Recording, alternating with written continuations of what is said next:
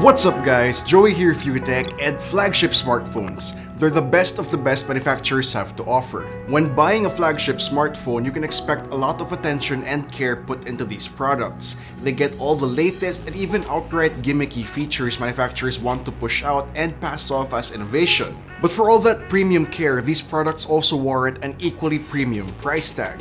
And hey, who are we kidding?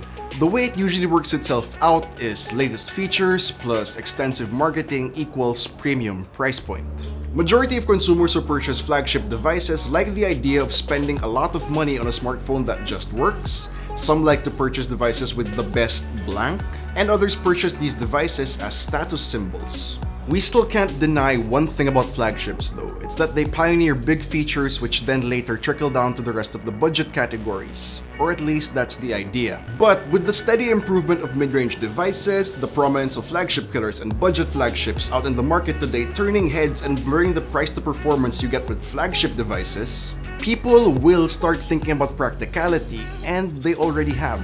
Most smartphone manufacturers have realized that a lot of people feel this way now, and they've even gone as far as adding features to mid-rangers that aren't usually found in their flagships, probably to do a safety test on how the market feels about them. A good example of this is the idea of a Bezel S Display. It all came from the idea of having an all-screen phone. Companies like Samsung's first solution was to curve the display into their phone's edges and get rid of as much of the forehead and chin bezels as possible. And eventually we got a notch thanks to the iPhone X, a pinhole camera with the S10, and pop-up cameras with the Nex and Find X. And now, look at the market. Recently, we now have a good number of more budget-friendly phones with pop-up selfie cameras and notches. But this isn't to say that these companies don't cut corners with their mid-range devices. There are still some features that you simply can't find anywhere else other than a flagship device. A couple of examples. A lot of mid-range devices use plastic instead of glass backs, and if they do use glass backs, there's a huge chance it's not Gorilla Glass. Another one is display. Flagship smartphones have always had great panels, and they do play a big factor in cost. Above average brightness levels, contrast, resolution, colors, and even refresh rates are flagship staples that you won't easily find on other price brackets. And the list goes on for these other premium features. But why would you pay 40, 50,000 pesos or even more for a smartphone if you don't need to?